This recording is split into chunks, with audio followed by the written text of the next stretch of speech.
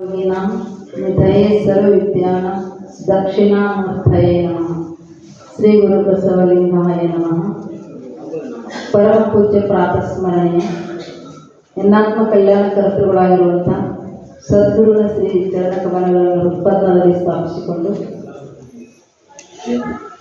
126ನೇ ಮಾಸಿಕ ಶಿವಾಂಗಳ ಗೋಷ್ಠಿಯ ಶರಣ ತಿರುಗರಾಯಿ ರಾಮಣ್ಣನವರ ಸ್ಮರಣ ಮಹೋತ್ಸವದ ಅಂಗವಾಗಿ ಹಮ್ಮಿಕೊಂಡು ಬಂದಿರುವಂಥ ಈ ಒಂದು ಕಾರ್ಯಕ್ರಮ ಇಲ್ಲಿ ಬಸವಾದಿ ಶ್ರೀ ಶಿವಶರಣರಲ್ಲಿ ಅನಂತ ಭಕ್ತಿಯ ಶರಣಾರ್ಥಿಗಳನ್ನು ಸಲ್ಲಿಸಿ ಕನ್ನಡ ನಾಡಿನೆಲ್ಲ ದಾರ್ಶನಿಕರಿಗೂ ಅನಂತ ಶರಣ ಸಲ್ಲಿಸಿ ಈ ಒಂದು ಎಲ್ಲ ಕಾರ್ಯಕ್ರಮದ ಮುಖ್ಯ ರೂವಾರಿಗಳು, ಕೇಂದ್ರ ಬಿಂದುಗಳು, ಮಹಾನ್ ತಪಸ್ವಿಗಳು, ಅನಂತ ಕರುಣಾಮೂರ್ತಿಗಳು, ನಿಸರ್ಗ ಉಪಚಾರವನ್ನು ಮಾಡ್ತಕ್ಕಂಥ ಸಂಶೋಧಕರು ಆಗಿರುವ ಪರಮ ಪೂಜ್ಯ ಬಸವಾನಂದ ಅಪ್ಪಾಜಿಯವರ ಶ್ರೀಚರಣಗಳ ಅನಂತ ಭಕ್ತಿಯ ಶಿರಸಾಷ್ಟ ನಮಸ್ಕಾರ ಸಲ್ಲಿಸಿ ಅದರಂತೆ ಇವತ್ತಿನ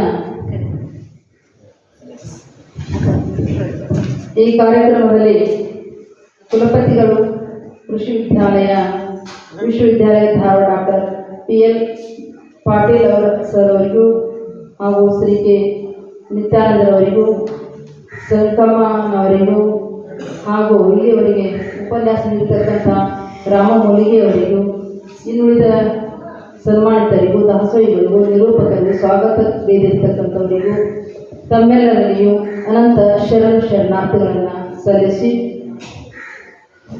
ಇವತ್ತು ತುರಗರಾಯ ಶಿವಶರಣಾಗಿರ್ತಕ್ಕಂಥ ರಾಮಣ್ಣನವರ ಸ್ಮರಣೋತ್ಸವ ಅಂತಕ್ಕಂಥದ್ದು ಕಾರ್ಯಕ್ರಮ. ಇಲ್ಲಿಯವರು ಬಹು ಸುಂದರವಾಗಿರ್ತಕ್ಕಂಥ ತಮ್ಮ ಅನುಭವಗಳನ್ನು ಹಂಚಿಕೊಂಡಿದ್ದಾರೆ. ತುರುಗರಾಯ ರಾಮಣ್ಣನವರ ಬಗ್ಗೆ ಸ್ವಲ್ಪ ಹೇಳಬೇಕು ಅಂತಂದರೆ, ಶಿವಶರಣರಲ್ಲಿ ಕಲ್ಯಾಣದಲ್ಲಿ ಶಿವಶರಣ ಸಮೂಹ ಕಲ್ಯಾಣ ಅಂತಂದರೆ ಒಂದು ಶುಭ ಆಗ್ತಕ್ಕಂಥದ್ದು ಅಥವಾ ಪರಮಾತ್ಮ ಹೋಗ್ತಕ್ಕಂಥದ್ದು ಅನ್ನುವಂಥದ್ದು. ಇಲ್ಲಿ ಎಲ್ಲ ಶಿವಶರಣರು ಕೂಡ ಒಂದೊಂದು ಕೆಲಸ ಕಾರ್ಯಗಳನ್ನು ಕಾಯಕವೇ ಕೈಲಾಸ ಅಂತೇಳಿ ವಿಶ್ವಗುರು ಅನ್ನಬಸವಣ್ಣನವರು ಸಾರಿರ್ತಕ್ಕಂಥ ಒಂದು ವಾಕ್ಯ. ಅದರಲ್ಲಿ ಎಲ್ಲ ಶಿವಶರಣರು ಒಂದೊಂದು ತಮ್ಮ ಕಾಯಕಗಳನ್ನು ಮಾಡಿ ತಮ್ಮ ಜೀವನೋಪಚಾರವನ್ನು ಮಾಡ್ಕೊಂಡು ಹೋಗ್ತಕ್ಕಂಥ ಒಂದು ಸಮಯ. ಅಂಥದ್ರಲ್ಲಿ ಈ ರಾಮಣ್ಣನವರು ತುರುಗರಾಯಿ ರಾಮಣ್ಣ ಏನು ಕೆಲಸ ಮಾಡ್ತಿದ್ದ ಅಂತ ಕೇಳಿದ್ರೆ, ಅವನ ಕಾಯಕ ಎಲ್ಲ ದನಗಳನ್ನು ಕಾಯ್ತಕ್ಕಂಥ ಒಂದು ಕಾಯಕ. ಎಲ್ಲ ಶಿವಶರಣರಿರ್ತಕ್ಕಂಥ ಮನೆಯಲ್ಲಿರ್ತಕ್ಕ ಗೋವುಗಳನ್ನ ಕಾದು ಅಲ್ಲಿ ಅದು ಒಂದು ಕಾಯಕವೇ ಅಂತ. ಕಾಯಕ ಅಂತಕ್ಕಂಥದ್ದು ಎಲ್ಲರೂ ಖಾಲಿ ಕುಂಡದೇ ಇರ್ತಕ್ಕಂಥದ್ದು ಅಂತ. ಸಮಯವನ್ನು ಸುಮ್ಮನೆ ಕಾಲವನ್ನು ಕಳೆದು ಸಾವು ಉಚಿತವೇ ಅಂತಂದರಲ್ಲ ಮಹಾತ್ಮರು, ಹಾಗೆ ಸುಮ್ಮನೆ ಕಾಲವನ್ನು ಕಳೆಯಲಾದ್ರೆ ಒಂದೊಂದು ಉದ್ಯೋಗ ಅಂತಕ್ಕಂಥದ್ದನ್ನ ಮಾಡ್ತಿದ್ರು ಅಂತ ಅರ್ಥ. ಇಲ್ಲಿ ರಾಮಣ್ಣನವರು ತುರುಗ ಅಂತಂದ್ರೆ ಆಕಳ ಗೋವುಗಳನ್ನ ಕಾಯ್ತಕ್ಕಂಥ ಕೆಲಸವನ್ನು ಮಾಡ್ತಿದ್ರು. ಬಣ್ಣ ಬಣ್ಣದ ಗೋವುಗಳನ್ನ ಕಾಯ್ದು ಆ ಗೋವುಗಳು ಅಂತಂದ್ರೆ ಇಲ್ಲಿ ಗೋವುಗಳನ್ನು ಕಾಯ್ಬೇಕಾದ್ರೆ ಏನ್ ಬೇಕ್ರಿ, ಕೈಯಾಗ ಬಡಿಬೇಕು, ಬೆತ್ತಬೇಕಿಲ್ಲ. ಬೆತ್ತಿಂದ ಹೋದ್ರೆ ಏನಾಗ್ತಾವ, ಎಲ್ಲಿ ಬೇಕಲ್ಲಿ ಹೋಗ್ಬಿಡ್ತಾವ. ಹಾಗೆ ಇಲ್ಲಿ ಸಹಿತವಾಗಿ ಇಲ್ಲಿ ಅಧ್ಯಾತ್ಮ ರೂಪದಿಂದ ತೆಗೆದುಕೊಂಡು ಹೋಗ್ಬೇಕು ಅಂತಂದ್ರೆ ಈ ದೇಹ ಅಂತಕ್ಕಂಥದ್ದು ಒಂದು ಕಲ್ಯಾಣ. ಇದರಲ್ಲಿ ಗೋವು ಶಿವಶರಣರು ಅದರ ಒಳ್ಳೆ ಸದ್ಗುರು ಅಂತಕ್ಕ ಶಿವಶರಣರು. ಇದರಲ್ಲಿ ತುರುಗರಾಯಿ ರಾಮಣ್ಣ ಅಂತಕ್ಕಂಥವ ಇಲ್ಲಿ ಏನ್ ಮಾಡಿದ್ರು ಅಂತ ಕೇಳಿದ್ರೆ, ಆತ್ಮಾವ ಅವ್ರು ಏನ್ ಮಾಡಿದ್ರು ಅಂತ ಕೇಳಿದ್ರೆ, ಒಂದು ಬಡಿ ಅಂತಕ್ಕಂಥ ಏನು ಅರ್ಥ ಅಂತ ಕೇಳಿದ್ರೆ ಮನಸ್ಸು. ಈ ಮನಸ್ಸು ಎಲ್ಲ ಕಡೆಗೆ ಹೋಗ್ತಿರ್ತದ. ಈ ಇಂದ್ರಿಯಗಳಂತಕ್ಕಂಥ ಎಲ್ಲ ದಶೇಂದ್ರಿಯ ಅಂತಕ್ಕಂಥ ಗೋವುಗಳನ್ನ ಕಾಯಲಿಕ್ಕೆ ಮನಸ್ಸು ಅಂತಕ್ಕಂಥದ್ದು ಬಡಿ ಅಂತ ಅರ್ಥ. ಆಧ್ಯಾತ್ಮ ವಿಚಾರ ಬಹಳ ಜ್ಞಾನಿಗಳು ಶಿವಶರಣರು ಕೂಡ ಅನಂತ ಜ್ಞಾನಿಗಳಿದ್ರು ಅಂತ ತಿಳ್ಕೊಂಡು ಮುಕ್ತಿ ಶಿಖರವನ್ನ ಕಂಡಿರ್ತಕ್ಕಂಥವ್ರು. ಅದರಲ್ಲಿ ಒಬ್ಬರಾಗಿರ್ತಕ್ಕಂಥ ತುರುಗರಾಯಿ ರಾಮಣ್ಣ ಅಂತಕ್ಕಂಥವ್ರು. ಅವ್ರು ಏನ್ ಮಾಡಿದ್ರು ಅಂತ ಕೇಳಿದ್ರೆ, ಇಲ್ಲಿ ಆಧ್ಯಾತ್ಮ ದೃಷ್ಟಿಯಿಂದ ನೋಡ್ಬೇಕು ಅಂತಂದ್ರೆ ಇಂದ್ರಿಯಗಳಿಗೆ ಮೇಲ್ ಕಾರಣ ಏನಂತ ಕೇಳಿದ್ರೆ ಮನಸ್ಸೇ. ಈಗ ನಾವು ಕಣ್ಣಿಂದ ನೋಡ್ಬೇಕಾದ್ರ, ಕಿವಿಯಿಂದ ಕೇಳಬೇಕಾದ್ರ, ಬಾಯಿಂದ ಮಾತನಾಡಬೇಕಾದ್ರ, ಗ್ರಾಣಿಯ ಮುಖಾಂತರ ಗ್ರಹಣ ಮಾಡಬೇಕಾದ್ರ, ಸಿಹಿ ರುಚಿಗಳನ್ನ ನಾಲಿಗೆಯಿಂದ ಸೇವನೆ ಮಾಡಬೇಕಾದ್ರೆ ಎಲ್ಲ ಮನಸ್ಸು ಕೊಟ್ಟು ನೋಡಿದಾಗ ಮಾತ್ರ ಅರ್ಥ ಆಗ್ತೈತಿ. ಈಗ ನಾವು ಹೇಳೋದು ನೀವು ಲಕ್ಷ ಕೊಟ್ಟು ಕೇಳಿದ್ರೆ ಮನಸ್ಸು ಕೊಟ್ಟು ಕೇಳಿದ್ರೆ ಮಾತ್ರ ನಿಮ್ಗೆ ತಿಳಿತದೆ. ಇಲ್ಲಾಂದ್ರೆ ಎಲ್ಲಾರ ಮನಸ್ಸಿತ್ತು ಅಂದ್ರೆ ಏನಿದ್ರೇನೋ ಗೊತ್ತಾಗಲಿಲ್ಲ ಅನಿಸ್ತದೆ. ಈಗ ಮುಂದೆ ಕುಂತರು ಕೂಡ ಕಣ್ ತಿರ್ಕೊಂಡು ಕುಂತಿರ್ತಾರೆ, ಎಷ್ಟು ಮಂದಿ ದಾಟಿ ಹೋದ್ರು ಗೊತ್ತಾಗಂಗಿಲ್ಲ. ಯಾಕೆ ಮನಸ್ಸು ಇರಂಗಿಲ್ಲ. ಮನಸ್ಸಿತ್ತಂದ್ರೆ ಮಾತ್ರ ಇಂಥವ್ರು ದಾಟಿ ಹೋದ್ರು ಅಂತ ಗೊತ್ತಾಗ್ತದೆ, ಇಲ್ಲದಿದ್ರು ಇಲ್ಲ. ಹಾಗೆ ಮನಸ್ಸು ಅನ್ನುವಂಥದ್ದು ಏನಂತ ಕೇಳಿದ್ರೆ ಕೋಲು ಅಂತ. ಈ ಕೋಲದಿಂದ ಇಂದ್ರಿಯನ ಕಾಯ ಇರ್ತಕ್ಕಂಥದ್ದು ಆತ್ಮ ಪರಮಾತ್ಮ ಅಂತಕ್ಕಂಥವ, ಇಲ್ಲಿ ಜೀವಾತ್ಮ ಅಂತಕ್ಕಂಥವ ಏನ್ ಮಾಡ್ತಾರ ಅಂತ ಕೇಳಿದ್ರೆ ದಶೇಂದ್ರಿಯ ಮುಖಾಂತರ ಹೋಗ್ತಕ್ಕಂಥ ವಿಷಯಗಳ ಕಡೆ ಹೋಗ್ತಕ್ಕಂಥ ಮನಸ್ಸು, ವಿಷಯಗಳ ಕಡೆ ಹೋಗ್ತದ ಮನಸ್ಸು. ಕಣ್ಣು ನೋಡಿದ ತಕ್ಷಣ ಈಗ ನೋಡ್ರಿ ದಾರಿ ಕಡೆ ಹೋಗುವಾಗ ಯಾರೋ ಹೊರದಾಗ ಒಂದು ಹಣ್ಣಿತ್ತು ಅಂತ ತಿಳ್ಕೊರಿ ಅಥವಾ ಸೌತಿಕಾಯಿ ಆಗಿದ್ದು ಅಂತ ತಿಳ್ಕೊರಿ. ನೋಡಿತು ಕಣ್ಣು, ಹೋಯ್ತು ಮನಸ್ಸು. ನೋಡಿದ ತಕ್ಷಣ ಮನಸ್ಸು ಮಾಡಿತು, ಕಾಲು ಹೋದು ಕೈ ಕಿತ್ಕೊಂಡು ಆ ಮಾಲಕ ಹೊಲದ ಮಾಲಕ ಯಾರಿಗೆ ಕೊಡಿದ್ರೆ ಬೆನ್ನಿಗೆ ಹಾಕಿದ. ಬೆನ್ನ ಕರ್ಮವನ್ನು ಅನುಭವಿಸ್ಬೇಕಾಯಿತು. ಅರ್ಥ ಏನಂತ ಕೇಳಿದ್ರಲ್ಲಿ ಈ ರೀತಿಯಾಗಿ ದುಃಖವನ್ನು ಅನುಭವಿಸ್ಬೇಕಾಗ್ತದೆ. ಯಾಕೆ ಮನಸ್ಸು ಒಂದು ಕೆಲಸ ಮಾಡಿದ್ದಕ್ಕಾಗಿ.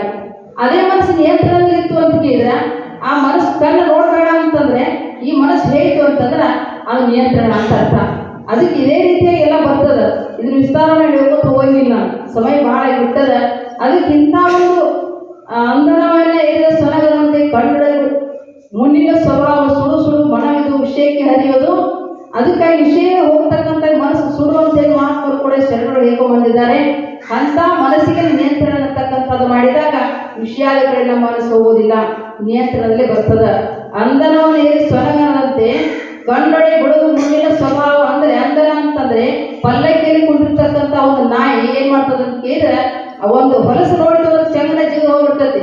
ಪಲ್ಲಕ್ಕಿಯ ಕುಂತೀನಿ ಅಂತಕ್ಕಂಥ ಪರಿಜ್ಞಾನ ಹೋಗಿ ಹೆಂಗೆ ಹೋಗ್ತದಲ್ಲ, ಹಂಗೆ ನಮ್ಮ ಮನಸ್ಸಾದರೂ ಸಹಿತವಾಗಿ ಏನ್ ವಿಷಯ ನೋಡೋದು ಸುಂದರವಾಗಿರ್ತಕ್ಕಂಥ ವಸ್ತುವಾಯಿತು, ಯಾವುದೇ ಒಂದು ವಿಷಯವನ್ನಾಯ್ತು ನೋಡಿದಾಗ ಮನಸ್ಸು ಹೋಗ್ಬಿಡ್ತದಲ್ಲ, ಅಂತ ಮನಸ್ಸಿಗೆ ಅಂತ ವಿಷಯ ಹೋಗ್ತಕ್ಕಂಥ ಇಂದ್ರಿಯಗಳನ್ನ ನಿಯಂತ್ರಣ ಮಾಡೋದೇ ಏನಂತ ಕೇಳಿದ್ರೆ ಮನಸ್ಸಿನ ಕರ್ತವ್ಯ. ಆ ಮನಸ್ಸು ಮಾಡಿತು ಅಂತ ಕೇಳಿದ್ರೆ ಅವ ಮಹಾದೇವ ಆಗ್ತಾನ, ಇಲ್ಲದೇ ಏನಾಗ್ತಾನ ಅಂತ ಕೇಳಿದ್ರೆ ಮತ್ತು ಜನ ಮರಣಾತ್ಮಕವಾಗಿರ್ತಕ್ಕ ಸಂಸಾರದಲ್ಲಿ ಹುಟ್ಟಿ ಸಾಗಬೇಕಾಗ್ತದೆ.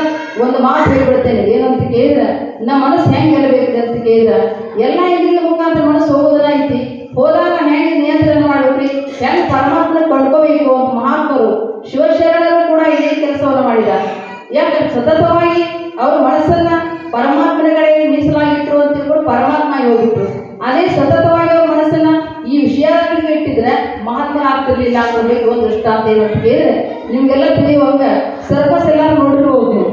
ಸರ್ಕಸ್ ಒಳಗೆ ಏನಾಗ್ತದ ಅಂತ ಕೇಳಿದ್ರೆ ಒಂದು ಹಲಿಗೆ ಮುಂದೆ ಒಬ್ಬ ಹೆಣ್ಮಗಳು ನಿಂತಿರ್ತಾಳ. ನಿಂತಾಗ ಇಲ್ಲಿ ನಿಂತು ಒಬ್ಬ ಚಾಕು ಹೋಗಿರ್ತಾನೆ, ಗೊತ್ತು ನಿಮಗೆ ನೋಡಿದ್ರೇನೋ ಗೊತ್ತಿಲ್ಲ, ಕಲ್ಪನೆಯಾರ ಮಾಡ್ಕೊಳ್ರಿ. ಚಾಕು ಒಗೆಯುವಂಥ ಸಂದರ್ಭದಲ್ಲಿ ಚಾಕು ಆಗಿ ಸುತ್ತಮುತ್ತ ಎಲ್ಲ ಒಗಿತಾನ, ಆಕಿಗೆ ಮಾತ್ರ ಕೊಡೋದಿಲ್ಲ. ಯಾಕಂದ್ರೆ ಒಂದು ಪ್ರಾಕ್ಟೀಸ್ ಅದೊಂದು ಅಭ್ಯಾಸ ಮಾಡ್ತಾರಂತವ್ರು. ಸತತವಾಗಿರ್ತಕ್ಕಂಥ ಅಭ್ಯಾಸದಿಂದ ಆ ಹೆಣ್ಮಗಳಿಗೆ ಅದು ಚಾಕು ಹೋಗಿ ಬಿಡಂಗಿಲ್ಲ. ಸುತ್ತ ಕಡೆ ಹಲಿಗೆ ಹೆಂಗೆ ಚಾಕು ಹೋಗೋದು ಅವ ಏನ್ ಮಾಡ್ತಾನ, ಎಲ್ಲ ಪ್ರೇಕ್ಷಕರಿಗೆ ಒಂದು ಅವನ ಕೈ ಚಮತ್ಕಾರನೇ ಹೆಂಗೆ ತೋರಿಸಿ ಬಹುಮಾನ ಪಡ್ಕೊಳ್ತಾನಲ್ಲ, ಹಾಗೆ ಈ ಸಮಾಜದಲ್ಲಿ ಜಗತ್ತಿನಲ್ಲಿ ನಾವು ಕೂಡ ಹುಟ್ಟು ಬಂದೇವಲ್ಲ, ನಮ್ಮ ಮನಸ್ಸಂತಕ್ಕಂಥ ಎಲ್ಲ ವಿಷಯದ ಕಡೆ ಹೋಗದಂಗ ಎಲ್ಲ ಕಡೆಯೂ ಕೂಡ ನಾವು ಏನ್ ಮಾಡ್ಬೇಕು, ಹೋದ್ರೂ ಕೂಡ ಆ ಪರಮಾತ್ಮ ಅಂತಕ್ಕಂಥ ಒಬ್ಬರ ಕಡೆ ನಾವು ಮನಸ್ಸಿಟ್ಟು ಅಂತ ಕೇಳಿದ್ರೆ ಅವ ಭಗವಂತ ಆಗಲಿಕ್ಕೆ ಅನುಕೂಲ ಆಗ್ತದ. ಅಂತ ಮನಸ್ಸು ನಿಯಂತ್ರಣ ಇರಬೇಕಾಗ್ತದ. ಲೋಕದ ಚೇಷ್ಟೆಗೆ ರವಿ ಬೀಜವಾದಂತೆ ಕರ್ಣಗಳ ಚೇಷ್ಟೆಗೆ ಮನವೇ ಬೀಜ ಅಂತ ತಿಳ್ಕೊಂಡು ಶರಣ ಹೇಳ್ಕೊಂಬಂದ. ಈ ಬೆಳಗಾದ ಎಲ್ಲ ಕೆಲಸ ಕಾರ್ಯ ಹೆಂಗೆ ನಾವು ತೊಡಗ್ತೇವೆ, ಹಂಗೆ ನಮ್ಮ ಕರ್ಣಗಳು ಎಲ್ಲ ವಿಷಯಗಳಿಗೆ ಮನಸ್ಸನೇ ಕಾರಣದ. ಅದರ ಸಲುವಾಗಿ ಅಂತ ಮನಸ್ಸನ್ನೇ ನಾವು ಯಾವ ಕೋಲಿನಿಂದ ಅಂತ ಕೇಳಿದ್ರೆ ಈ ಒಂದು ಜ್ಞಾನ ದೃಷ್ಟಿಯಿಂದ ಅಂದ್ರೆ ಬುದ್ಧಿಶಕ್ತಿ ಅಂತಕ್ಕಂಥ ಒಂದು ವಿವೇಕದ ಒಂದು ಕೋಲನ್ನು ಹಿಡ್ಕೊಂಡು ನಾವು ಎಲ್ಲ ವಿಷಯಗಳನ್ನ ಗೆದ್ದು ಪರಮಾತ್ಮನ ಸನ್ನಿಧಾನದಲ್ಲಿ ಹೋಗಿ ಪರಮಾತ್ಮನ ಕಂಡುಕೊಂಡು ನಾವು ಮುಕ್ತರಾಗಲಿಕ್ಕೆ ಬರ್ತದ ಅಂತೇಳಿ ಇಲ್ಲಿ ತುರುಗರಾಯಿ ರಾಮಣ್ಣನವರ ಒಂದು ಈ ಒಂದು ಸಂಕೇತ ಅಂತಕ್ಕಂಥ ಒಂದು ವಾಕ್ಯವನ್ನು ಇಲ್ಲಿ ಶರಣರು ಬಂದಿದ್ದಾರೆ. ಅದಕ್ಕಾಗಿ ಇನ್ಮೇಲೆ ಪರಮ ಪೂಜ್ಯ ಅಪ್ಪಾಜಿಯವರ ಆಶೀರ್ವಚನದ, ಯಾಕಂದ್ರೆ ಭಾಳ ಟೈಮ್ ತಗೊಳ್ಳಂಗಿಲ್ಲ, ಸಮಯನೂ ಭಾಳ ಬಿಡ್ತದೆ ಈಗ. ಅದರ ಸಲುವಾಗಿ ಪರಮ ಪೂಜ್ಯ ಅಪ್ಪಾಜಿಯವರ ಆಶೀರ್ವಚನ ಸಾವಿರ ಕೇಳಿ ಪುಣಿತರಾಗಲಿ ಅಂತ ತಿಳ್ಕೊಂಡು ಹೇಳ್ತಾ ನಾನು ಕೆಲವು ಮಾತು ಗುರುಜನ ಕಲ್ಪಿಸಲು ಶರಣಾರ್ಥಿಗಳು ಮಾತೆಯವರಿಗೆ ಪೂಜ್ಯರ ಆಶೀರ್ವಚನಕ್ಕಿಂತ ಪೂರ್ವದಲ್ಲಿ ಇವತ್ತಿನ ಈ ಒಂದು ಮಹತ್ವಪೂರ್ಣ ಕಾರ್ಯಕ್ರಮದಲ್ಲಿ ಮುಖ್ಯ ಅತಿಥಿಗಳಾಗಿ ಆಗಮಿಸಿರ್ತಕ್ಕಂಥ ಶರಣರಾಗಿರ್ತಕ್ಕಂಥ ಡಾಕ್ಟರ್ KM ಪಾಟೀಲ್, ಉಪಕುಲಪತಿಗಳು, ಕೃಷಿ ವಿಶ್ವವಿದ್ಯಾಲಯ ಧಾರವಾಡ. ಇವರು ಶ್ರೀ ಗುರುಬಸವ ಮಹಾಮನೆಯ ಒಂದು ದಾಸೋಹ ಕಾರ್ಯಕ್ಕಾಗಿ 5,100 ರೂಪಾಯಿಗಳನ್ನು ಪಡೆದಿದ್ದಾರೆ. ಈ ಒಂದು ದಾಸೋಹ ಭಾವಕ್ಕೆ ಪೂಜ್ಯರ ಪರವಾಗಿ, ಎಲ್ಲ ಸದ್ಭಕ್ತರ ಪರವಾಗಿ ಅವರಿಗೆ ಅನಂತ ಧನ್ಯವಾದಗಳನ್ನು, ಅಭಿನಂದನೆಗಳನ್ನು ಶರಣು ಸಮರ್ಪಿಸ್ತಾ ಇದ್ದೇನೆ. ಪೂಜ್ಯರಿಗೆ ದಯವಿಟ್ಟು ನಮ್ಮ ಪಾಟೀಲ್ ಸರ ಕೊಡಬೇಕಂತ ಅವರಲ್ಲಿ ವಿನಂತಿ ಮಾಡ್ತಾರೆ.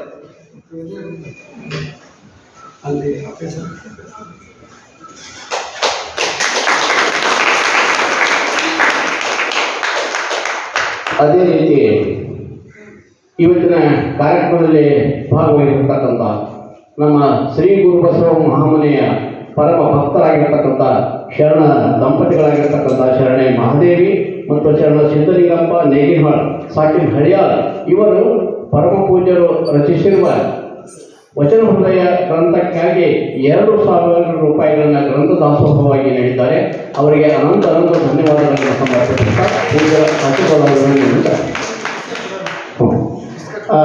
ದಯವಿಟ್ಟು ನೇಗಿಹಾಳ್ ದಂಪತಿಗಳು ಬಂದು ಪರಮ ಪೂಜ್ಯರಿಂದ ಒಂದು ಗ್ರಂಥವನ್ನು ಆಶೀರ್ವಾದ ರೂಪವಾಗಿ ಪಡೆದುಕೊಳ್ಬೇಕಂತ ಕೇಳ್ಕೊಳ್ತಾ ಇದ್ದೀನಿ.